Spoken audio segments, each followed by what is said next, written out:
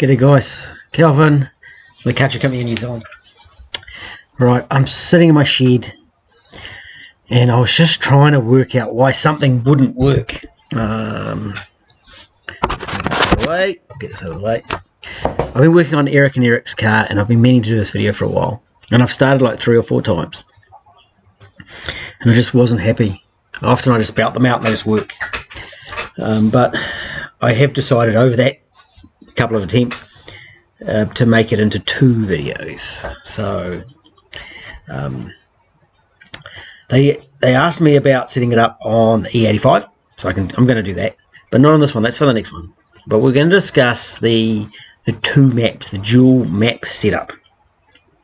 And if they actually look at Eric and Eric's tune, it's very similar to the one that's in this particular ECU, and there are 2 maps already in there.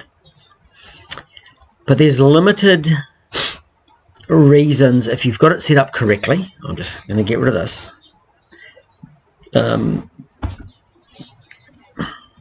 To use 2 maps.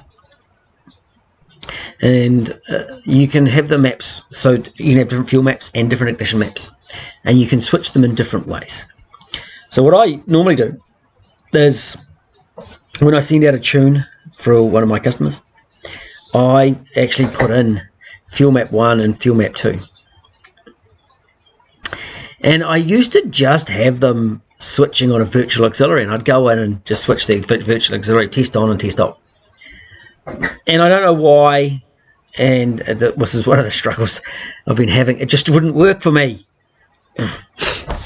So what I did is I went in and I actually set up a GP output. And then I called it a fuel map change, and I did one for the ignition map. And I set up some conditions. In this case, I just chose the idle switch being on. So as soon as you accelerate it off, it will open the throttle, it would switch to the second map. Whilst I do have a computer attached, I don't have the throttle body and a wiring loop attached to this one. So if we see here, we've got the fuel table here, are the fuel settings up in the runtime values. They were found up here, tuning, runtime values, and it shows which table, fuel table, is active. And I do this to make tuning far easier. So if you've got a vehicle with a fairly restrictive set of exhausts on it, and maybe a restrictive air filter, or maybe it's in a boat, there's a few different conditions. I'll look at it, and I generally run it on the more retarded fuel map. Oh, sorry, more retarded ignition map. And then I run a second fuel map, which I choose between the setups. And sometimes, if I set them up to go out and I go out for a tune, I can quickly just switch between the 2 of them to find out which one's the better starting point. Ideally, if you put a more airflow, then you're going to need the more fuel. But I do have a leaner map and a richer map. And the other thing is, if you're going to push it a little bit more to the limits, you might want to lean out the top end if it's an NA engine. My base map, the air fuel targets are quite rich. And we'll get on to that air fuel targets. So ideally, if you're tuning in modeled fueling, what you're going to end up with if you have 2 maps and you have the closed loop lambda working correctly is you're going to end up with the same map again, because the computer's going to reset everything back to the lambda target. It's going to correct it over. So there is another way to go about it, which again, just a moment. So if you want to put it on a switch, say for example you wanted to put your fuel map on a switch, let's go have a look here. Look at the fuel maps, and presently it's on fuel map number 2, table number 2. So it's under fuel corrections, so it's fuel corrections, dual fuel table. And then you've got an overlay table or an interpolate between the 2. So you can have different conditions. You can also do let's have a look in here. So basic dual table is just you have this table or the other table. It doesn't run between the 2 of them. An overlay table means it will take the first table and it will then, the second table becomes a correction table, either a plus or a minus to the first table. So you could have it set up for a minus 5% across the board, and you might use that on race day depending on the atmospheric conditions. We'll interpolate between the two, and it'll do like an average between the two fuel tables, which I've never used. I've never used that before at all. And I don't normally use an overlay, but that could be used in the G5s, as I said, as a 5%, if you're in modelled, 5% trim across the board. So I normally use, if I'm doing them, I have them as a dual table. As I said, I used to set them up on a virtual auxiliary, but you could do it on digitals.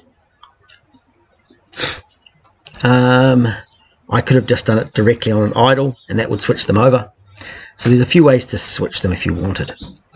And doing multiple tables can be a bit tricky. Now we've also got down here, we've got a 4D fuel table, and we've got a 5D fuel table. So we do have some other tables there as well, which you can apply different conditions to. And you would use those for the likes if you were doing maybe individual throttle bodies, and you wanted to do one, tune it off TPS, and then you wanted to tune it off a vacuum as well, and add fuel under certain vacuum conditions. And or maybe you wanted to tune it at a certain speed, you wanted to change the fueling a little bit, and other things like that. So you can do a 4D and a 5D, and basically that will then interpolate between all the main tables and take it together. Whereas dual fuel, again, you're selecting the individual tables. Now we're going to go back here, runtime values. We're on fuel table 2. I'm going to go up here, I'm going to go to my auxiliary outputs, fuel map change. I'm going to get this back up, runtime values. And what I'm going to do is I'm going to make it not equal to. And you'll see there it changed back to fuel table 1. And so that allows me again to choose those two tables. Great for when I'm tuning. If a customer actually sat down and wanted to do them on a digital input switch, they could be done as well. If we look at my ignition tables, I'm a bit lost. Here it is. So again, I've actually already switched over. You'll see the main table here. I've got quite a lot of retard in the very, very low RPM, high throttle or wide open throttle, low vacuum areas. And then it does come up 23, tops out at 23, 24 degrees. I do have a second table in there, which at the moment is active. It's not active on Eric and Eric's. It's got 2 degrees of extra timing up top. Oh no, it's got 3 degrees, 28 at the top end. And there's not the retard down in those lower zones. And if you've got a good exhaust, that would be a good one to use if you get one of my tunes. Okay, and a good intake. Now, but as I said, so ignition table is going to make quite a difference, and you've got to watch for the pinking, watch for that detonation. If you've got a fuel table, we've got another way to do a dual fuel table, and that would be changing that AFR target. So we go up here, and I'm sure it's under fuel setup. I'm sure it's in here.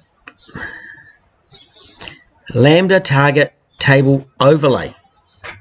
So if we turn that on, and again, you could have it switch on at different speeds, or you could have it on a switch and what it does is it changes the calculations within the computer for a different lambda target. Sure, we'll do that. So if we go down to our lambda target,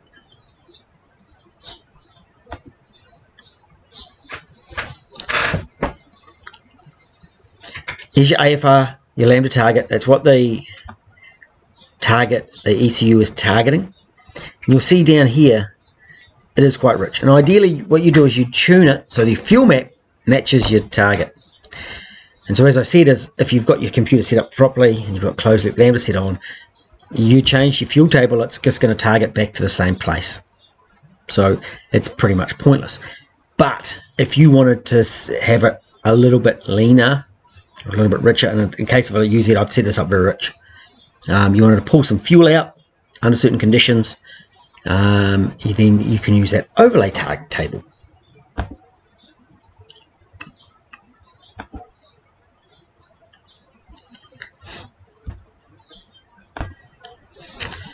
Right, and as you see, I've been working under the configuration menu. There's this little bit of stuff here. Really handy to sit down and read this stuff, especially if you're not doing this all the time, or as a reminder. It's really fantastic to actually read it. So I'm just going to read this out. Seems boring, but I'm just going to read it out anyway. So Lambda target table overlay. The Lambda target table overlay function allows for a fourth dimension of tuning on the AFR Lambda target table. This can be used for a variety of tuning purposes. Examples include altering the AFR Lambda at lower temperatures, safety function, or to richen the engine, or for altered AFR Lambda based on altitude. The Lambda target overlay numbers are added to the numbers in the AFR Lambda target table. For example, a number of 1 in the AFR of 1 AFR in the table will alter the AFR target by +1, i.e. 14.7 becomes 15.7. If the table has a number of -0.5, then the final AFR will be 0.5 less. Note: the Lambda target table overlay value will only be applied while the selected input is active. Note: as the AFR Lambda target is used for closed loop Lambda CLL, closed loop Lambda, the open loop AFR Lambda overlay function will also affect the closed loop Lambda target. The current AFR Lambda target can be viewed in the Fuel tab under the Runtime Values window. Okay, so, excuse me.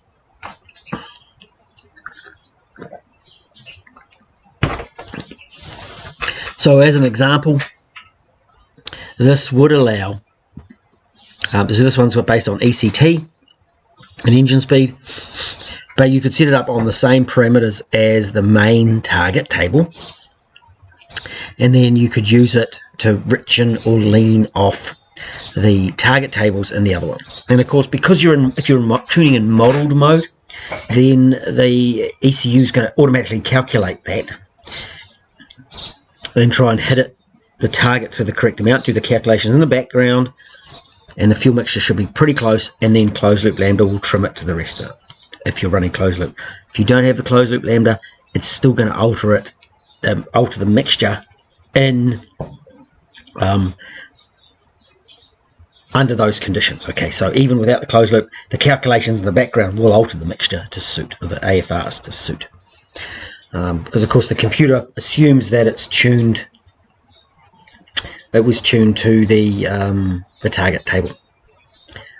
So this is a good way to use it, and it's more efficient to use. Okay, so if you need a second AFR target, basically it's an alteration of the first one, but it changes that target table, and that's a good way to give you a second fuel map as such in the link ECU. It does alter a little bit if using traditional, then they pretty much can be used as two tables, and closed loop off, and they'll just alter the mixture to suit, but modeled works slightly different.